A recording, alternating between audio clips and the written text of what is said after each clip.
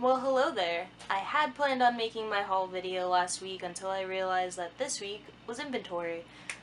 Whenever inventory comes up, we have to clear out all the stuff we've been stashing, procrastinating to buy, which means that now this video gets to be beefier for you guys. First up, we have mine management. So far, I have all of them. The first one I showed you in my last haul video.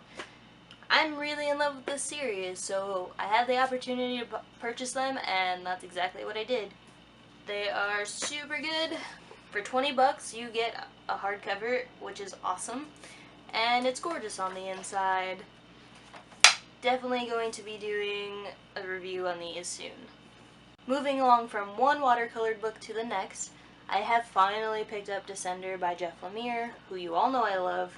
I don't know I kept not buying this, but then I realized I kept not buying it, and so I amended that. This book is gorgeous. Like I said, it's watercolored. It's awesome. The story is sad in a good way. But yeah, I'm glad I finally got the ball rolling on this because I am enjoying it. Now these I had mentioned in my last video. I went to Comic-Con and purchased trades 7 through 11 of Chew, which are the ones I had been missing. I always prefer to buy them directly from John Layman. He's an awesome guy, so giving him my money is definitely my preferred route to getting his books. Also, in getting these, I was able to reread the whole series to prepare for the ending, which is sadly coming up soon. Okay, so Jonah Hex is a character I've been interested in for a while, and up until I read the New 52's All-Star Western, I hadn't really had any sort of introduction to him. But now, I have this book, Jonah Hex Shadows West, which looks really cool. I don't know much about it, but it's super thick, and the art's actually pretty cool. It's not something that you see in a lot of DC books.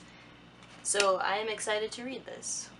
I was walking around at work the other day, and I noticed this guy on the go back cart. It's Revival, the Deluxe Edition, Volume 2.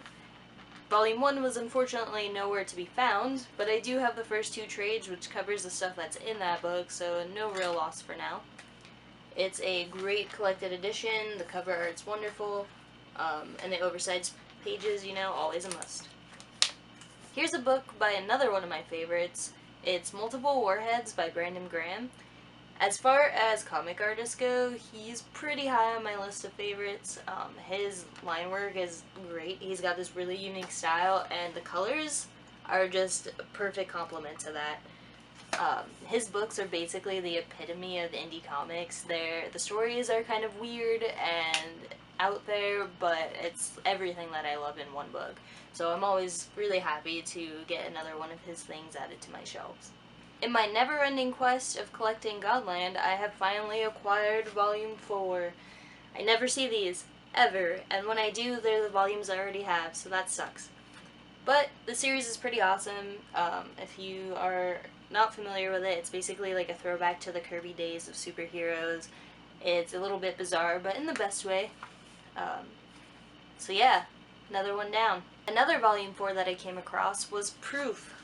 This book rules. It's one of the first Image comic series that I read. I've been in love with it ever since.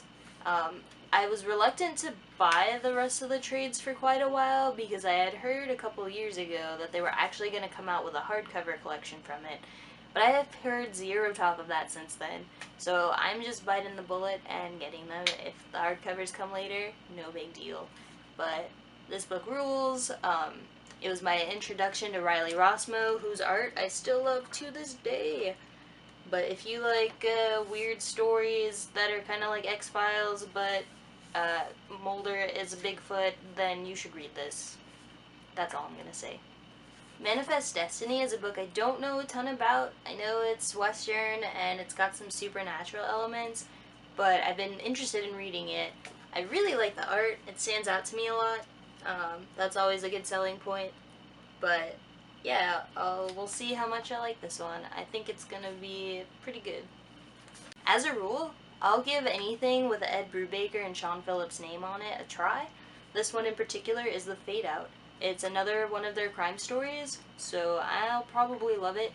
I'm reading through Fatale right now, which I'm almost finished with, so once I'm done with that, I'll probably be picking this up next. Alright, so that's all that I have for you for this haul. I realize that 80% of those books are from Image, so I hope you don't mind. But overall, I'm really happy with my haul. It's a lot of stuff that either I needed to complete or things that have been roaming around in the back of my mind that I just haven't picked up yet. So, yeah, gonna jump on that reading, and thank you for watching. Yay!